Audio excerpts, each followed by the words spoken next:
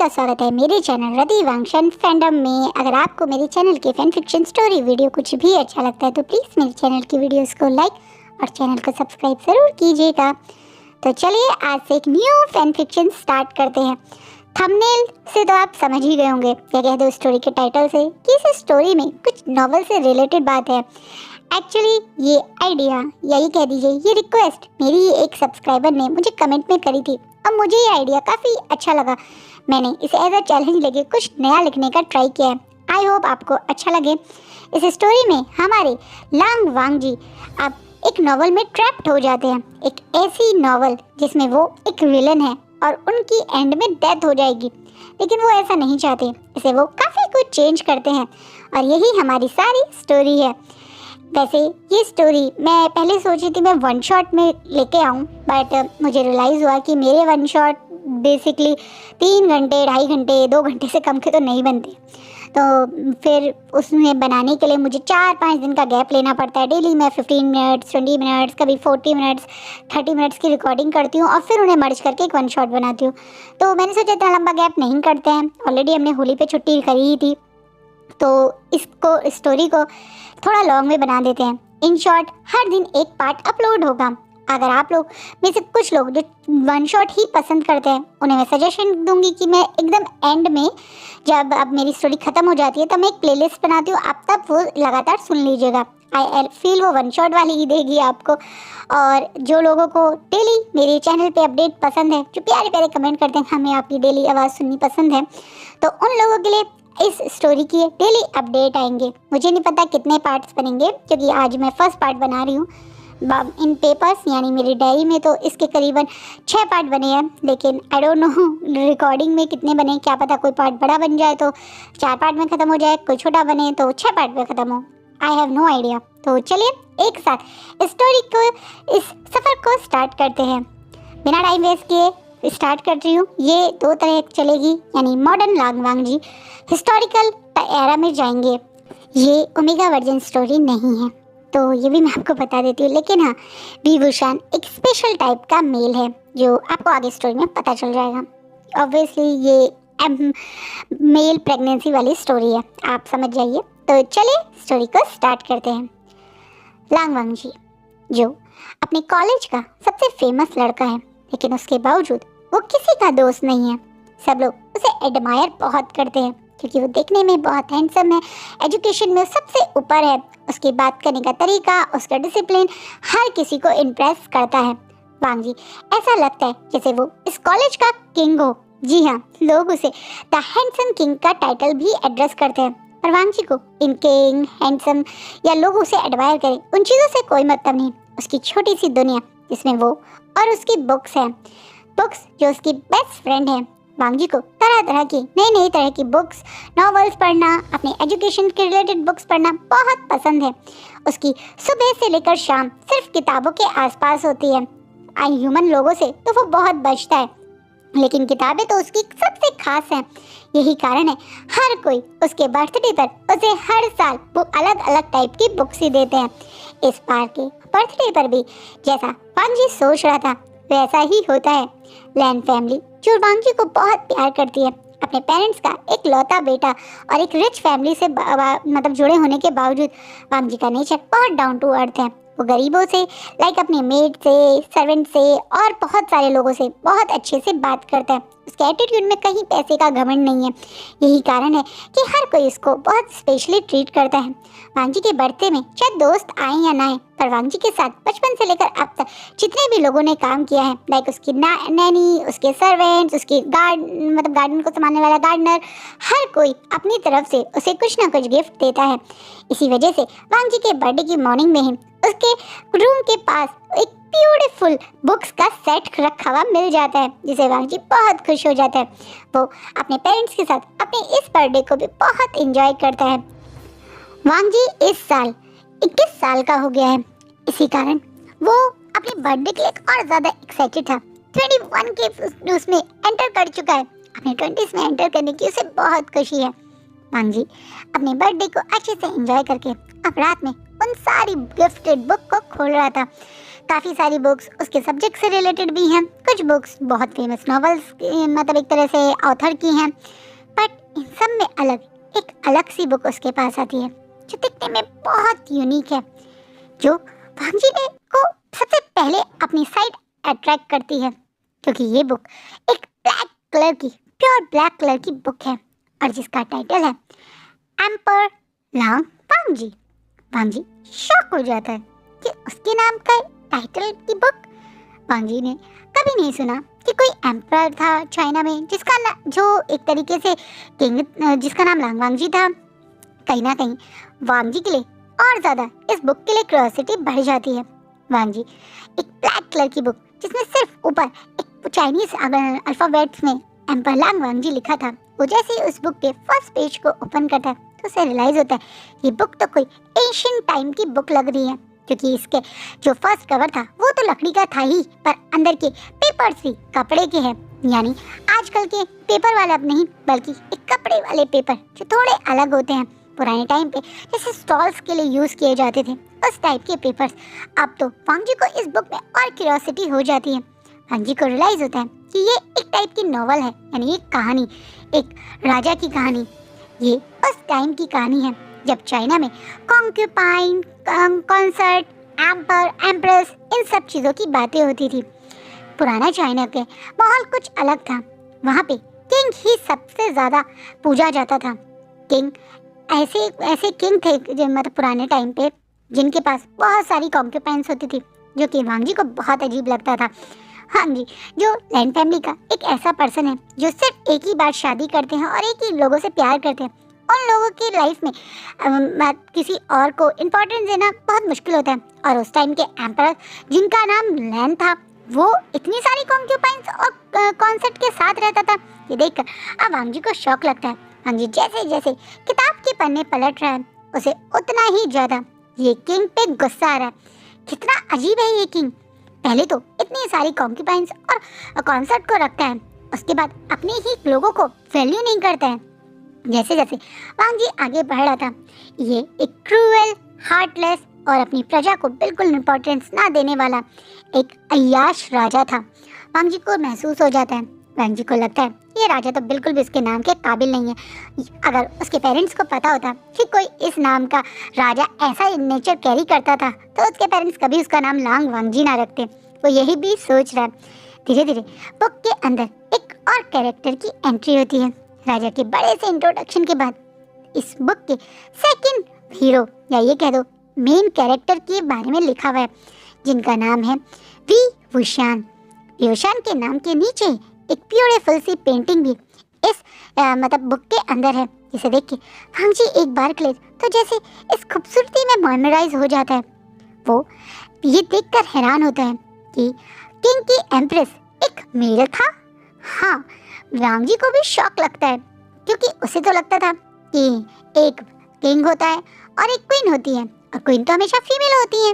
लेकिन यहाँ पे किंग की एम्प्रेस या फिर क्वीन एक मेल था। ये देखकर वांग जी को हैरानी होती है, लेकिन जब वो उस पेंटिंग को और गौर से देखता है तो जितना खूबसूरत वी वुशान है, वांग जी के मुंह से बिना कहे ये निकल जाता है कि शायद ये इतना ही खूबसूरत था इसलिए किंग ने इससे शादी की होगी। वांग जी को लगा था वी वुशान के बारे में जितना मतलब एक होता है ना नॉवल के अंदर काफ़ी बार पेंटिंग के साथ साथ आप शब्दों में उनको डिस्क्राइब करते हैं कि उसके बाल लंबे हैं, वो सिल्क जैसे सॉफ्ट है, स्किन बिल्कुल जैसे मोम जैसी हो, एकदम गोरा रंग, खूबसूरत आंखें। इस तरह से उस बुक में विन को जिस तरह से डिस्क्राइब किया है, ये कहना गलत नहीं होगा कि वो सचमुच में बहुत खूबसूरत होगा।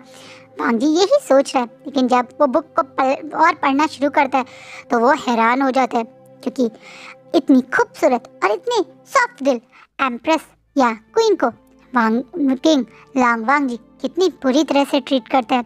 इस नॉवल के एंड तक आते आते वांग जी को इस किंग से नफरत हो जाती है और समझ में आ जाता है ये नॉवल इस विलन के ऊपर लिखी थी। इस इंसान ने इतना गलत किया है, अपने परिवार पे भरोसा नहीं किया, अपनी ही क्वीन को बहुत ज़्यादा टॉर्चर किया, काल कोठरी में डाल दिया, उसके बच्चे को उससे छीन लिया और बाद में उसे बुरी तरह से ब्रूटली मार दिया। इतना ही नहीं, उसकी मौत का कारण भी क्वीन का मरना था। क्वीन के मरने के बाद उसी के भाई और उसी की बहन के हस्बैंड ने मिलकर किंग को मार दिया था।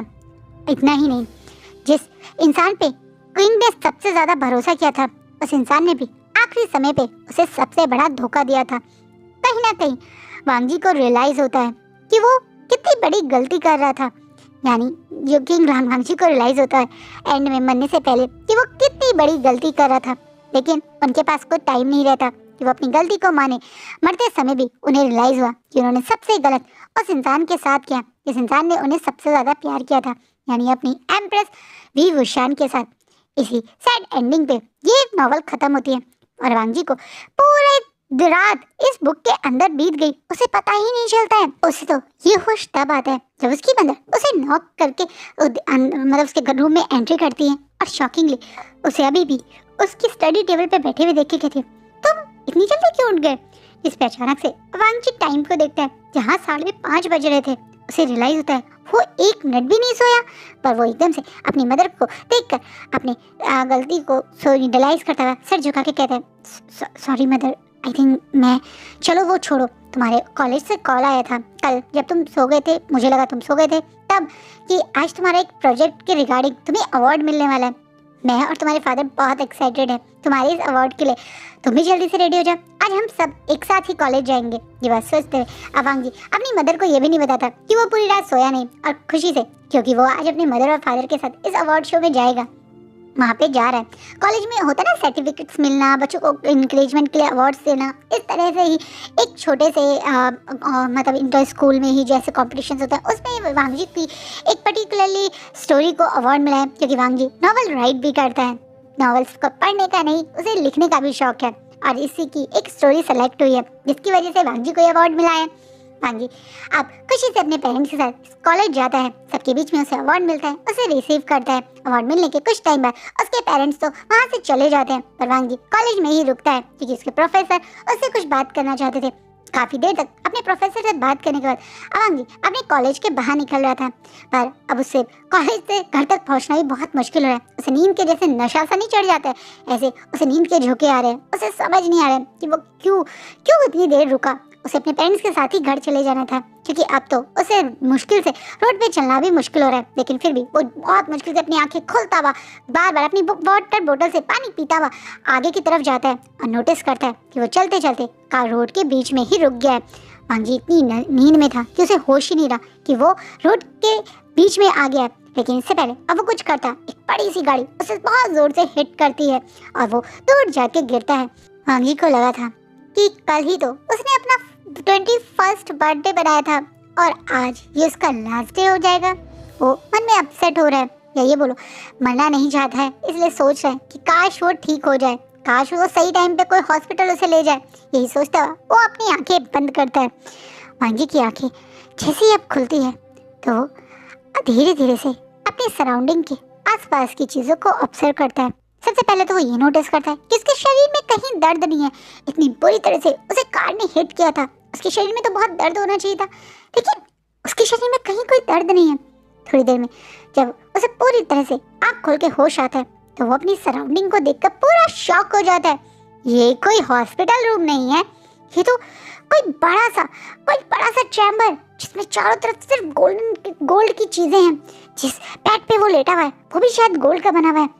बहुत सॉफ्ट मैट्रेस के ऊपर वो लेटा हुआ है और वो चारों तरफ महंगी बहुत ज्यादा एक तरह से जेड डायमंड इस तरह की चीजें रखी हुई हैं, जिन्हें देख के हाँ जी एक बार को वो कहाँ आ गया सोचने की कोशिश करता है, लेकिन इससे पहले वांग जी कुछ रिएक्ट करता।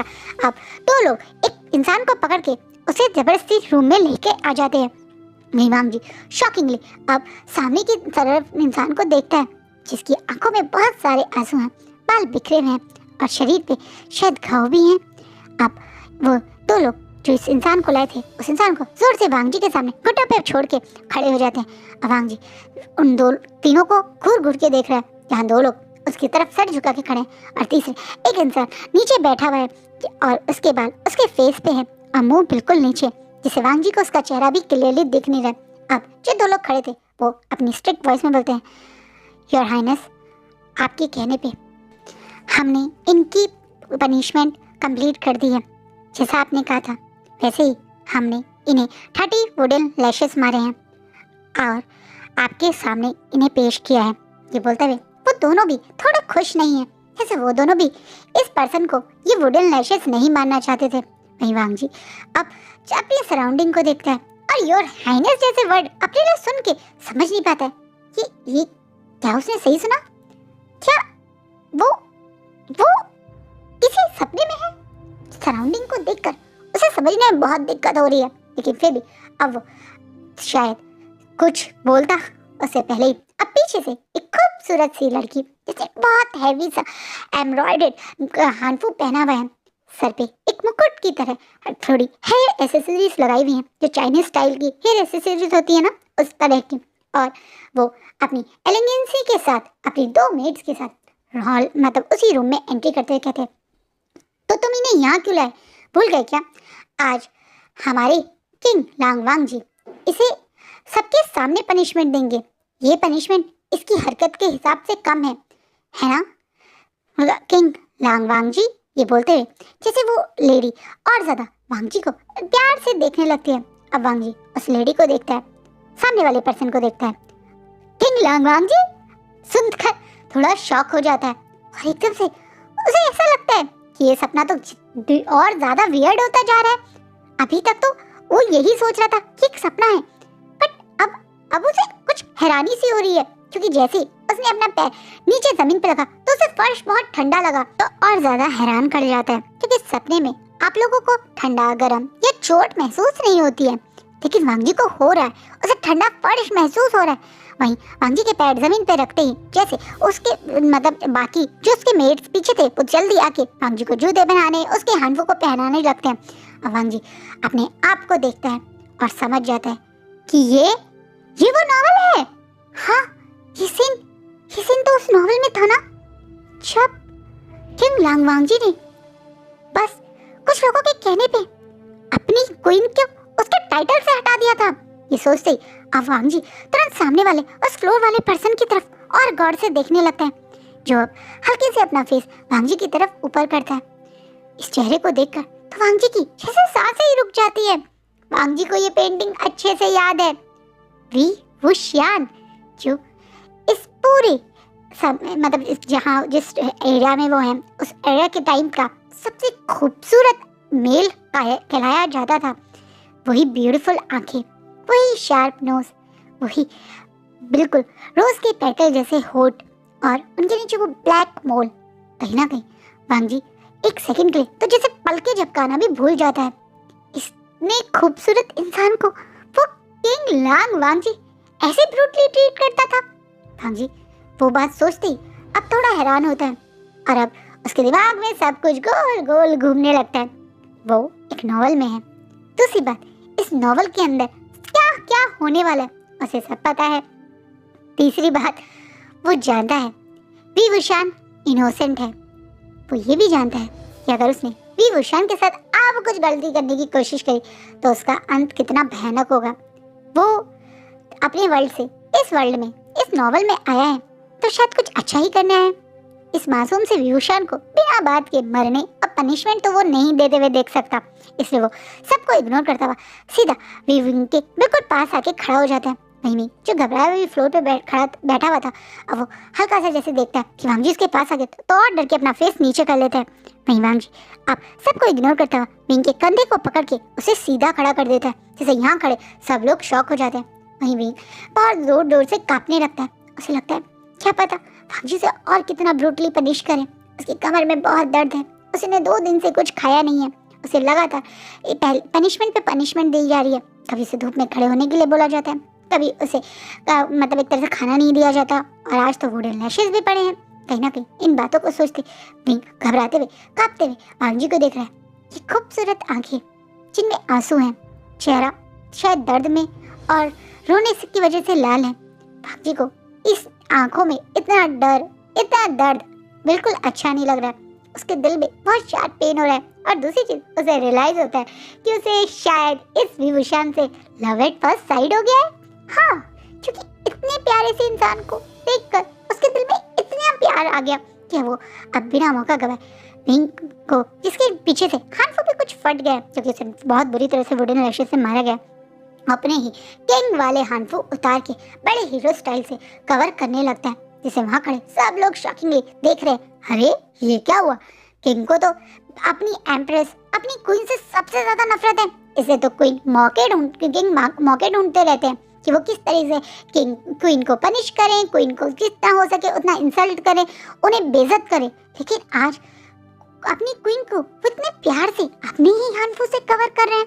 ये देखकर कुछ लोग शॉक है। सबसे बड़ा शॉक तो उसी खूबसूरत लड़की को हुआ जो बिल्कुल किंग के रूम में बिना परमिशन के आ गई थी। वो एकदम से आगे कहती है, किंग आप ये क्या कर रहे हैं? आप इस विभूषण की तरफ इतना सॉफ्ट क्यों हो रहे हैं? आप भूलिए मत इसने क्या किया है। अब एकदम से वांग जी घूर घूर के उस लड़की को देखते हैं जिसका नाम मिंग हुई है। मिंग हुई को देखते ही अब वांग जी की मुट्ठी टाइट हो जाती है और वो गुस्से में बोलता है, आप एक कॉन्क्यूपाइन हैं। पहली बात, कॉन्क्यूपाइन किंग के रूम में बिना परमिशन के घुस गई। दूसरी बात, आप मुझे क्वेश्चन करेंगी? ये बोलते ही जैसे वांग जी घूर घूर के अब मिंग हुई को देखता है तो मिंग हुई शॉक। हाँ, वांग जी उसे ऐसे बात कर रहा है? वांग जी जो उसके बचपन का दोस्त है, वांग जी इसे वो अपनी उंगलियों पे नचाती है। वो वांग जी जिसे उसने ऐसे मतलब कंट्रोल करा हुआ है कि वांग जी उससे कभी तेज आवाज में बात नहीं कर सकता है। लेकिन वांग जी आज उस पर चिल्ला रहा है। ये देखकर अमिंग हुई अपनी आंखों में आंसू भरे हुए नाटक करते हुए अपने फेस को, आधे फेस को अपने ही हाथों की स्लीव से कवर करते हुए कहती, वांग जी ये तुम मुझसे कैसे बात कर रहे हो? मुझे हर्ट हुआ तो मुझ पे चिल्लाए। इस बात पे हाँ वांग जी और गुस्सा हो जाता है। किंग, मेरा नाम लेने का हक आपको नहीं है। बाकी पूरी प्रजा की तरह आप भी मुझे किंग बोलेंगी। और तुम गार्ड्स, घूरते हुए अब वांग जी उन गार्ड्स को जो भी गेट पे खड़े हैं उन्हें देख के तुरंत अंदर आने के लिए बोलता है। वो गार्ड इतना घबरा जाते हैं किंग के बुलाने से कि तुरंत घुटनों पे बैठ के जोर जोर से कांपने लगते हैं। वैसे भी ये किंग लांग वांग जी हैं जो फेमस है अपने ब्रूटली नेचर के कारण। वो इतना क्रूएल है कि जरा जरा सी बातों पे लोगों की गर्दन कटवा देता है। तो बेचारे इन गार्ड्स का डरना कांपना तो तय था, इसलिए वो बेचारे वही कर रहे हैं, डर रहे हैं, कांप रहे हैं, घबरा रहे हैं, पता नहीं क्या पनिशमेंट मिल जाए।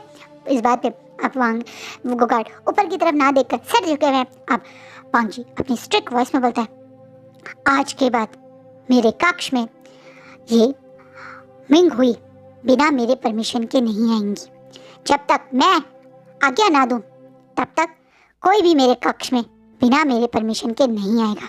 ये बोलकर जैसे मिंग हुई का इस तरह से बिना किसी के परमिशन के वांग जी के रूम में घुस जाना आज से बंद हो गया है। जब मिंग हुई ये महसूस करती है तो एकदम से और रोते हुए नाटक करती है, किंग मुझसे क्या गलती हो गई?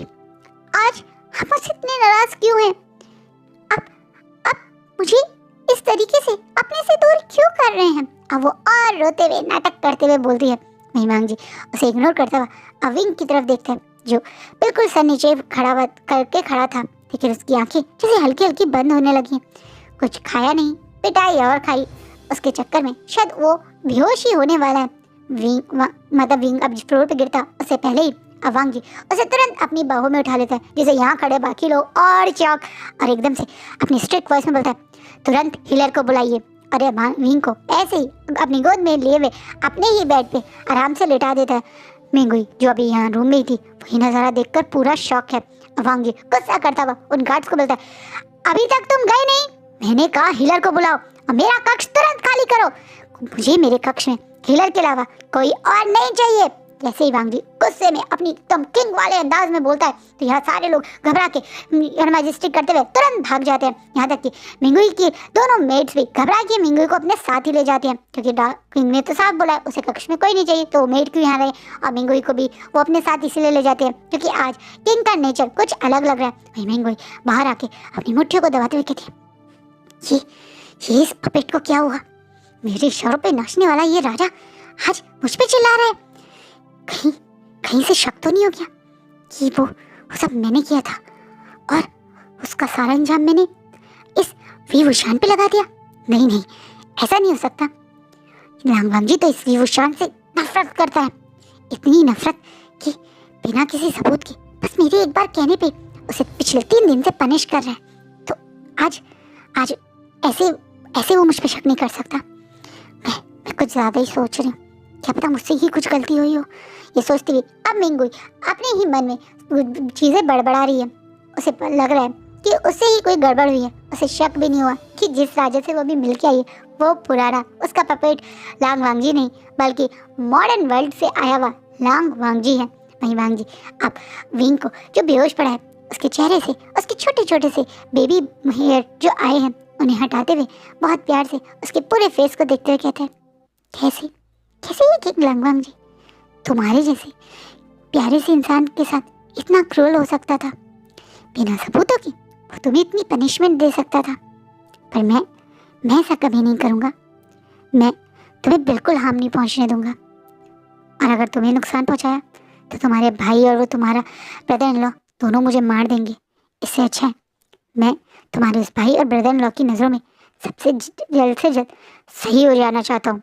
कहीं ना कहीं वांगजी को अपनी मौत का भी डर सता रहा है, क्योंकि कहीं ना कहीं वो जानता है नॉवल की एंडिंग क्या है, जहाँ उसको जांग चैन जो और जिंग जिशान दोनों मिलकर मार देंगे, जो जिसके डरते हुए वो ये और ज़्यादा अच्छे से विंग का ध्यान रखने का सोच रहा है। वहीं जैसा वांगजी ने ऑर्डर किया था वैसे ही रॉयल हीलर्स वहाँ पहुँच जाते हैं और वो पूरी तरह से विंग को चेक करते हैं। विंग को चेक करने के बाद वो थोड़ा सा घबराते हुए अब किंग को देख के बोलते हैं, इन्हें काफ़ी बुरी तरह से मारा गया है और ये पहले से बहुत कमज़ोर थे, इसलिए इनका शरीर ये सब सह नहीं पाया। इस बात पे अब एकदम से वांगजी अपनी ही मुट्ठी कस के बंद करके अपनी आंखें बंद कर लेता है और मन में सोचता है कितना बेकार था वो राजा जो ऐसी गंदी पनिशमेंट दी। काश वो और थोड़ी देर पहले आ जाता तो शायद वो बेचारे इस विंग को पिटने तो नहीं देता। वो यही सोच के अब अपनी स्ट्रिक्ट वॉइस में बोलता है, इनका अच्छे से ध्यान रखिए। मैं इन्हें पहले की तरह बिल्कुल हेल्दी चाहता हूँ। इनके खाने पीने से लेकर इनकी दवाइयों तक की जिम्मेदारी आज से आपकी और हमारे रॉयल मेट्स की हैं। आप सब लोग आज से स्पेशली अपना सारा ध्यान और आप हमारी एम्प्रेस क्वीन वी वुशान पे देंगे, जिस चीज़ से अब सब लोग एक दूसरे की तरफ देखने लगते हैं। सब जानते हैं विंग को क्वीन लांग चिरैन ने बनाया था। कभी भी किंग यानी लांग वांगजी ने विंग को क्वीन की तरह ट्रीट नहीं किया। विंग के पास बस क्वीन का टाइटल था, लेकिन उसकी हालत इस पूरे मतलब एक तरीके से महल के सबसे खराब कॉन्क्यूपाइन वाली थी। यहाँ तक कि कॉन्क्यूपाइंस के पास भी कुछ पावर है, उनके पास भी कुछ रॉयल मेट्स हैं, उनके पास भी कुछ एक तरीके से पैसे आते थे, उनके रहने के लिए भी अच्छी जगह थी। लेकिन विंग की तो हालत बिल्कुल बेहाल थी। नाम की क्वीन, वो भी इस वजह से क्योंकि लांग चिरैन ने उसे क्वीन बना उसे तो एक पुराने से खंडर में जैसे कॉटेज दिया हुआ था, जहाँ उसके पास कोई मेड भी नहीं थी। वो अकेला ही वहाँ रहा करता था, अपना सारा काम करता था। थोड़ा बहुत जो भी उसको चिरैन या शिचैन अपनी साइड से हेल्प कर सकते थे वो ही करते थे। लेकिन ये तो किंग का महल था, इसमें तो चिरैन और शिचैन भी कुछ नहीं कर पाते थे। कहीं ना कहीं ये सब सच्चाई को लोग जानते हैं, इसलिए आज अचानक से किंग का ये बोलना कि अब क्वीन की तरह ही इसका ध्यान रखा जाए, सबको शौक लग रहा है। वहीं हीलर के चेहरे पे एक बहुत प्यारी स्माइल आ जाती है, क्योंकि ये हीलर कोई और नहीं तो हीलर वैंग चिंग है, जो विंग से एज में बड़ी है और विंग की हालत को देखकर मन में बहुत गुस्सा करती थी। वो सिर्फ एक रॉयल हीलर थी, इसके अलावा उसके पास कोई टाइटल नहीं था या ये कह दो कोई पावर नहीं थी। इसी कारण वो कभी विंग की हेल्प नहीं कर पाती थी। लेकिन जब भी विंग को इस तरह से चोट लगती थी तो वो चुपचाप से विंग को अपने ही भाई जो यहाँ पे एक रॉयल एक तरह से गार्ड है उसके थ्रू कभी कभार हर्ब्स और कुछ मेडिसिन भेजवाती रहती थी।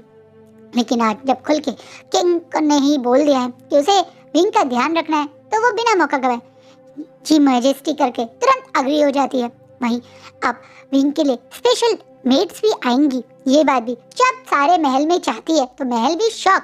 पहली चीज, किंग ने क्वीन को अपने ही कक्ष में रखा हुआ है। दूसरी बात, किंग इतना ज्यादा क्वीन को अब पैम्पर कर रहे हैं कि उनके लिए नई मेड, उनके लिए एक स्पेशल हीलर रख दिया है। ये चीज आग की तरह पूरे महल में फैलेगी नहीं तो क्या होगा, इसलिए हर कॉन्क्यूपाइन कॉन्सर्ट के कानों में ये खबर पहुंच चुकी है कि उन लोगों को बहुत हैरानी हो रही है। सबको पता है किंग कभी भी किसी मेल से शादी नहीं करना चाहते थे। उनके अंकल ने फोर्सफुली उनकी शादी वी वुशान से करवाई थी और इसी कारण किंग बहुत ज्यादा विभूषण से नफरत करते थे। जिस इंसान की कोई गलती नहीं थी उस इंसान को ही पनिश करते थे, यानी विंग, जिसका बेचारे का कभी किंग से शादी करने का ना ही सपना था और ना ही मन था। लेकिन लान चिरैन ने उसकी शादी जबरदस्ती लांग वांगजी से करवा दी, क्योंकि विंग के मरे हुए पेरेंट्स और लेट किंग यानी लान चिंगेजुन का ने एक दूसरे से प्रॉमिस किया था। लान चिंगेजुन मरने से पहले जो अपने बिल्कुल आखिरी समय में थे और उनकी यही इच्छा थी कि वो चाहते थे कि वो विंग वुशान के पेरेंट्स से करा हुआ प्रॉमिस निभाएं, अपने बेटे यानी लांग वांगजी से उसकी शादी करवा दे। चिरैन भी ऐसा नहीं चाहते थे, लेकिन उन्हें फोर्सफुली ये करना पड़ा क्योंकि उनके ब्रदर उनकी आंखों के सामने मर रहे थे और उनसे यही रिक्वेस्ट कर रहे थे कि उनका लास्ट प्रॉमिस वो पूरा कर सके। चिरैन ने इसी कारण विंग और लांग वांगजी की शादी करवाई थी। चिंगेजुन शादी के कुछ घंटों बाद ही मर गए थे, लेकिन विंग की जिंदगी तो जैसे नर्क बन गई। विंग कभी भी इस बड़े से महल में आके रहना ही नहीं चाहता था।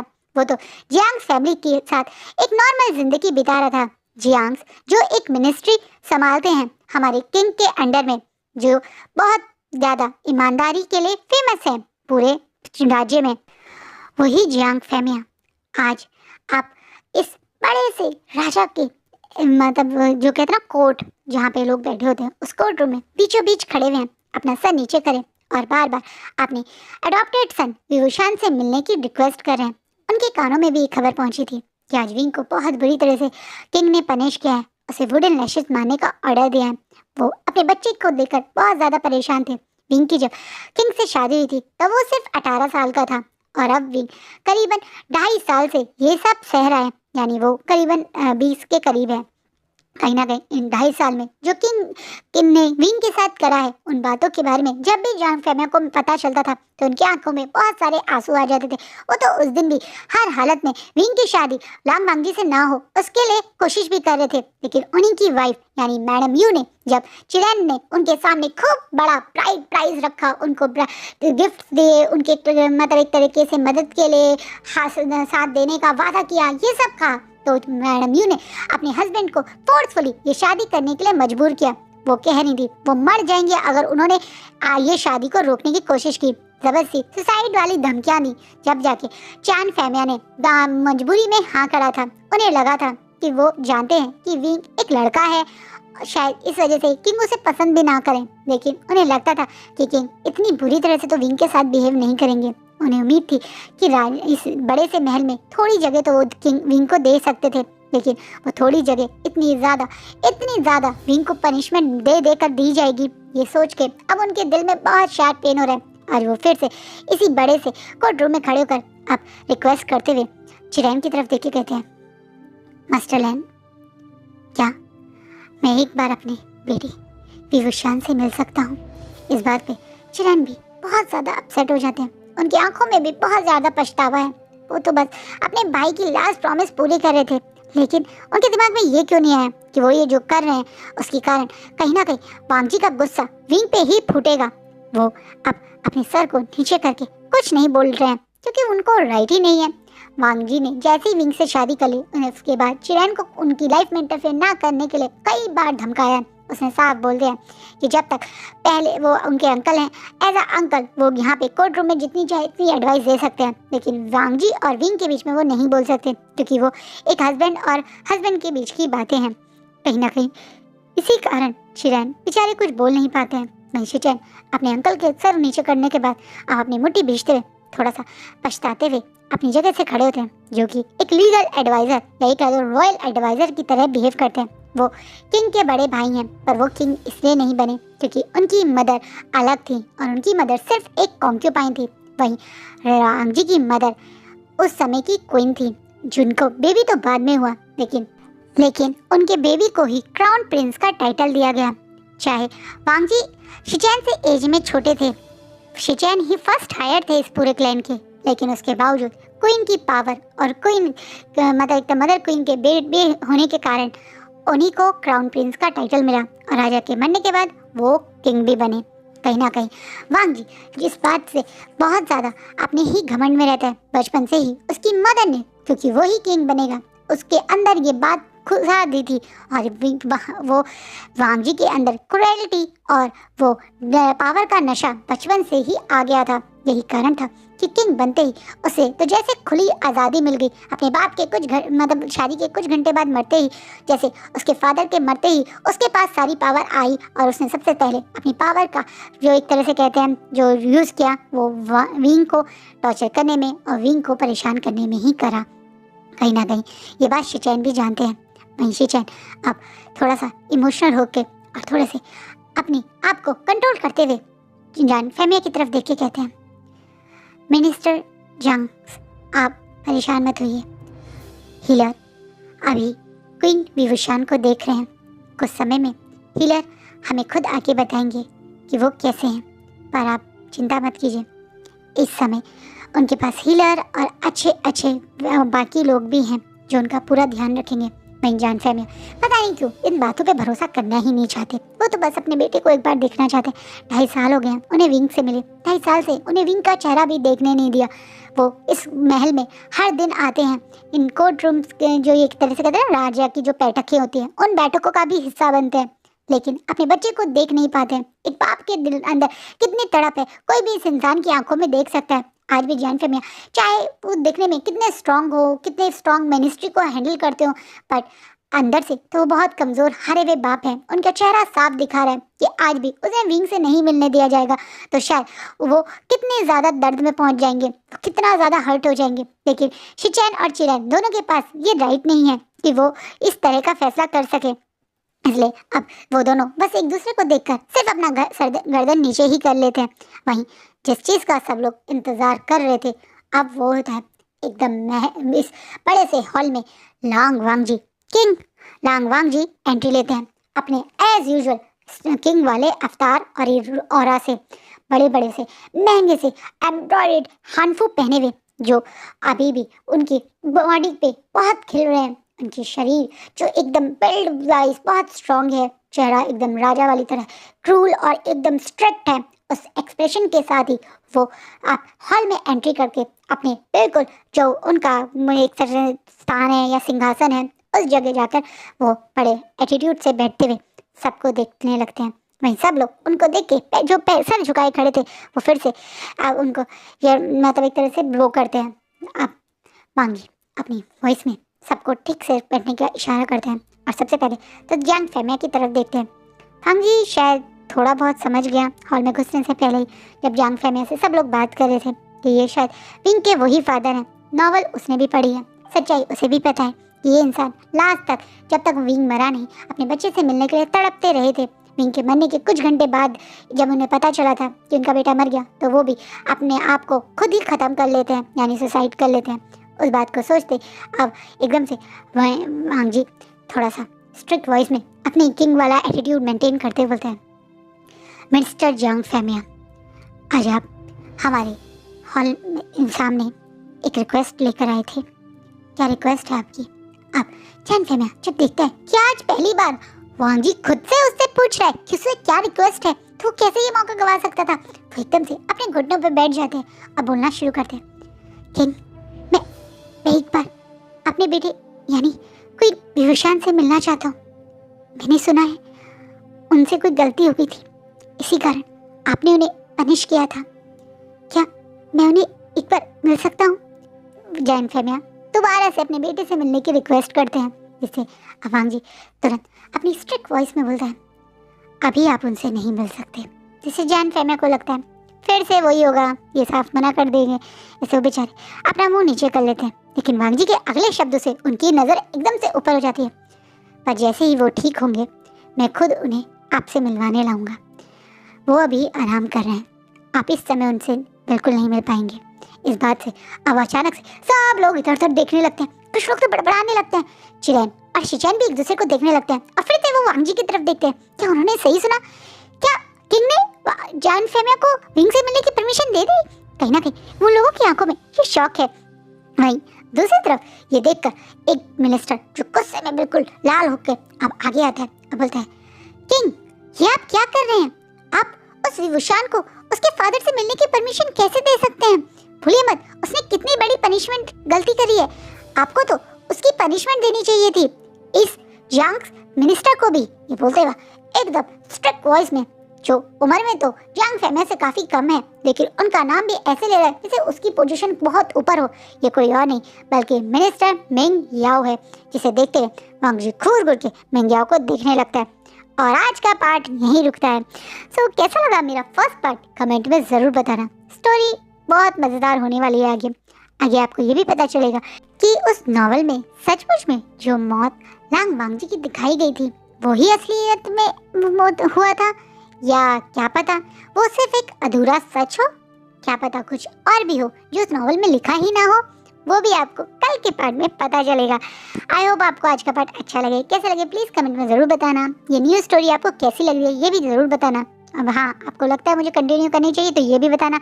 अदरवाइज अगर व्यूज़ कम आएंगे तो हो सकता है मैं इसको फिर कल या परसों ना ला के एक बार में पूरी भी ला सकती हूँ, तो डिपेंड करता है आप पे। तो प्लीज़ मुझे अपना सपोर्ट, केयर और कमेंट ज़रूर देना। चलिए बाय, टेक केयर।